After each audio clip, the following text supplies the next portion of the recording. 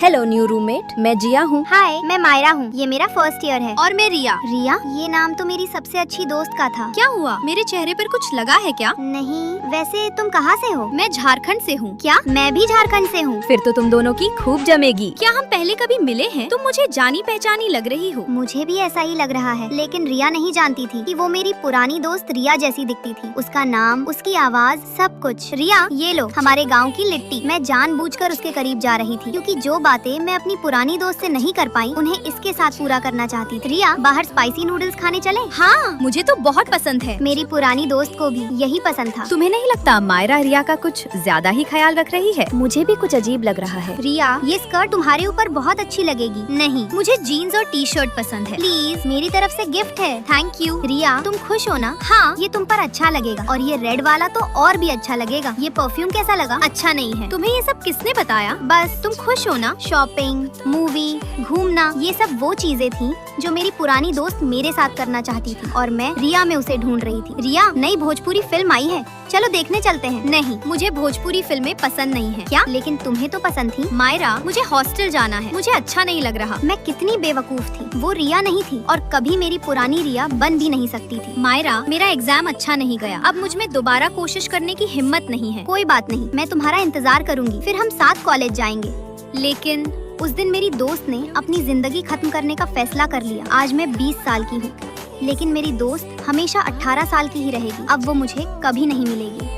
मायरा, मैं 4 टिकट लेकर आई हूँ। चलो फिल्म देखने चलते हैं। लेकिन तुम्हें तो फिल्में पसंद नहीं थी। अब हम सबको पता है तुम मुझे अपनी पुरानी दोस्त की तरह देखती हो। वो जा चुकी है, लेकिन हम अभी भी तुम्हारे दोस्त बन सकते हैं। अब से हम सब साथ रहेंगे और कभी किसी को अकेला नहीं छोड़ेंगे। वैसे क्या और भी कुछ है जो मुझे उस रिया से अलग बनाता है? उसके गले के पास एक दिल था। क्या? यहाँ?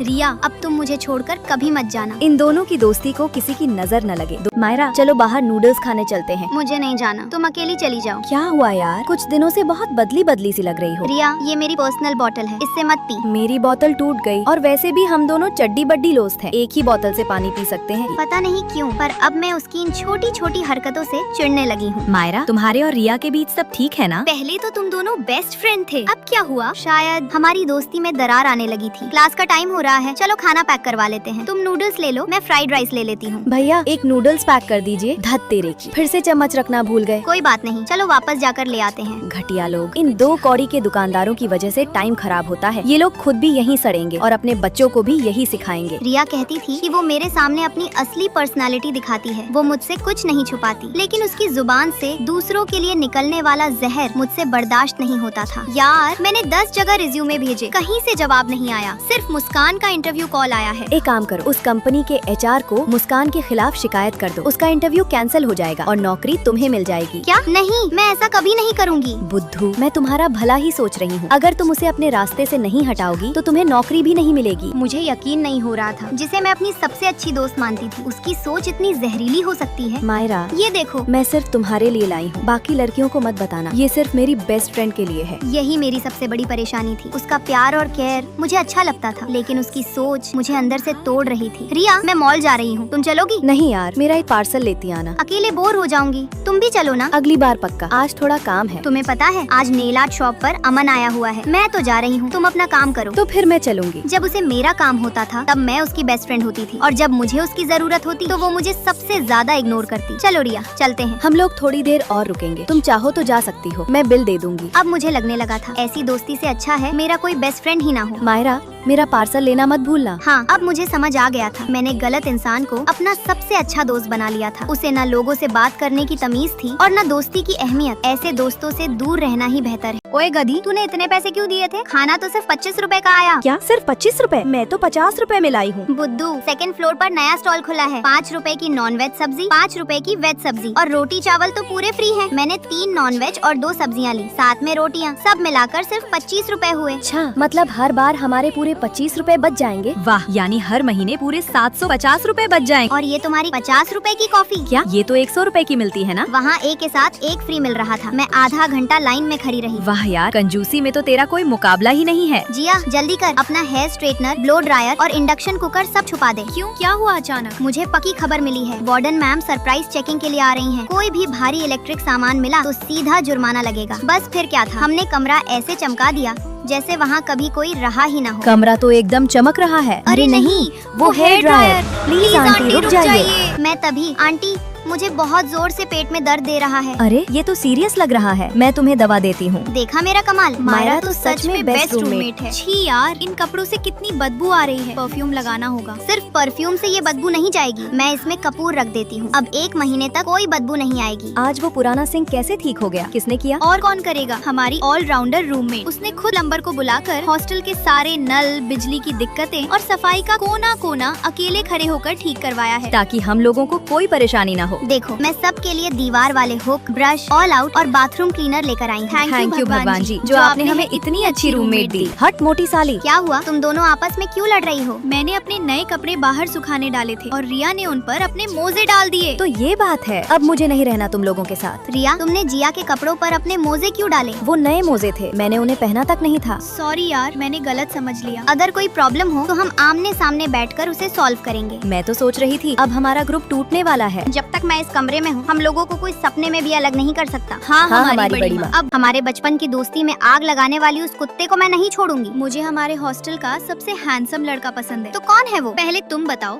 तुम्हें कौन पसंद है? चलो तुम दोनों एक साथ बताओ। अयान। क्या तुम्हें भी अयान पसंद है? पसंद है। मुझे और मेरी बचपन की दोस्त दोनों को एक ही लड़के से प्यार हो गया। मैं एक मिडिल क्लास परिवार से थी, जबकि मेरी दोस्त एक अमीर परिवार से थी। मायरा, तुम्हें फैशन डिजाइनिंग में फर्स्ट प्राइज मिला है। स्टेज पर आओ और अपना डिजाइन सबको बताओ। मैं तो बस किस्मत से जीत गई, मेरे बदले जिया समझा देगी। जिया आओ और सबको बताओ। वैसे भी अयान को मेरे जैसी डरपोक और गरीब लड़की कभी पसंद नहीं आएगी। चलो चैलेंज लगाते हैं। अयान को पहले कौन पटाएगा? नहीं यार, मुझे कोई चैलेंज नहीं करना। तुम दोनों एक दूसरे के लिए परफेक्ट हो। हाँ, मुझे पता है, मगर मैं किसी का हक नहीं लेती। अगर जीतूंगी तो अपने दम पर। अयान, हमारी ग्रुप प्रोजेक्ट में एक मेंबर की जगह खाली है। ओए, वो नहीं आएगा। हाँ ठीक है, मैंने प्रोजेक्ट की पूरी पीपीटी रात भर जाकर तैयार कर ली है, एक बार देख लो। मायरा कहाँ है? वो अकेले अपने प्रोजेक्ट पर काम कर रही है। अयान, चलो आज रात डिनर पर चलते हैं, वहीं फाइनल कर लेंगे।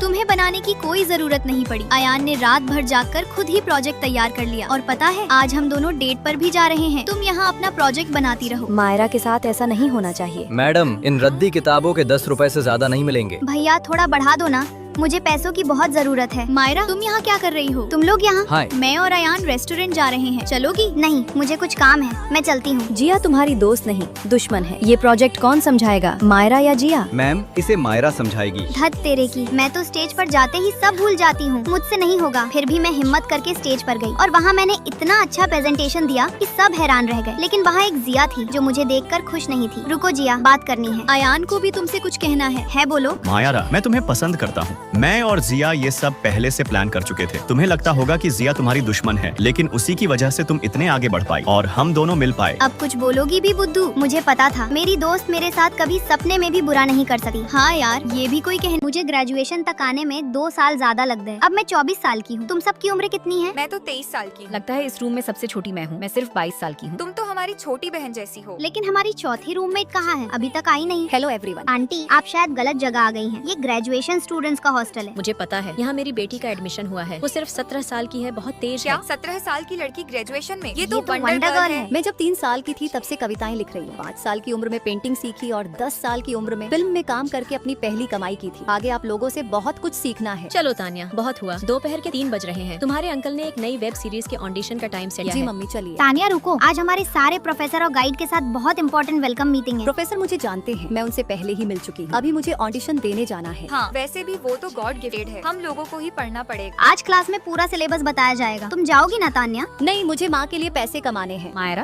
तुम उसके बारे में ज्यादा मत सोचो, वो तो 2 दिन पढ़कर भी टॉप कर लेगी। तानिया हर समय सिर्फ अपनी माँ के लिए पैसे कमाती रहती है। सेमेस्टर के एग्जाम में भी वो नहीं आई। वो तो एग्जाम देना चाहती थी, लेकिन उसकी माँ ने प्रोफेसर से बात कर ली थी। आओ आओ दोस्तों। तानिया, ये फाइनल एग्जाम के सारे नोट्स हैं। अगली बार एग्जाम देना। तुम लोग मेरी बेटी को क्या सिखा रहे हो? इसकी चिंता मत करो। आंटी, हम चलते हैं। क्या मैं जिंदगी भर ऐसे ही डर कर जीती रहूंगी? क्या हुआ तानिया, तुम कब आई? प्रोफेसर मुझे एग्जाम नहीं देने देंगे। उन्होंने कहा है कि वो मुझे कॉलेज से निकाल देंगे। रो मत, हम लोग सर से बात करेंगे, रिक्वेस्ट करेंगे तो मान जाएंगे। जब मैं 3 साल की थी, मेरी माँ ने मुझे जबरदस्ती स्टेज पर कविता सुनाने के लिए खड़ा कर, और 10 साल की उम्र से मैं कैमरे के सामने काम कर रही हूँ। मुझे ये सब करना अच्छा नहीं लगता। अगर मैं मना कर दूँ तो माँ मुझे मारती है। प्लीज मुझे बचा लो। तुम्हारी माँ हॉस्टल की कैंटीन में क्या कर रही है? जब तक मैं उनकी बात नहीं मानती, वो मेरा पीछा नहीं छोड़ती। धत तेरे की, माँ हमारे क्लास में भी आ गई। सर के सामने बैठो। उनकी तरफ मत देखो। अगर आप सबको कॉलेज पास करना है तो अभी से पढ़ाई शुरू कर दो। बेटा मुझे इग्नोर मत करो, मैं तुम्हें देख रही हूँ। मैसेज देखकर भी रिप्लाई नहीं कर रही हो। चलो शूटिंग पर जाओ, पैसे कमाओ। तुम गॉड गिफ्टेड बच्ची हो, तुम्हें ज्यादा काम करना होगा। बस बहुत हो गया, मैं अब और नहीं झेल सकती। क्या कर रही हो तान्या? क्लास से बाहर जाओ। ओए तुम मुझ पर चिल्लाओगी? मैंने तुम्हें पाल पोस कर इतना बड़ा किया है। आज घर आओ, तुम्हारा सारा गुस्सा निकाल दूंगी। सॉरी सर डिस्टर्ब करने के लिए। अब मैं क्या करूं? मुझे घर नहीं जाना। हमने अपना ग्रेजुएशन पूरा कर लिया। लेकिन तान्या का नहीं हो पाया। वो पिछले 1 साल से अस्पताल में है। उस पर इतना ज्यादा दबाव डाला गया कि वो गहरे डिप्रेशन में चली गई। सभी माता पिता से मेरी एक गुजारिश है, बच्चों पर इतना दबाव मत डालिए कि वो जीने की उम्मीद ही छोड़ दें। अगर आपको ये वीडियो अच्छी लगी हो तो एक प्यारा सा रेड हार्ट जरूर भेजना।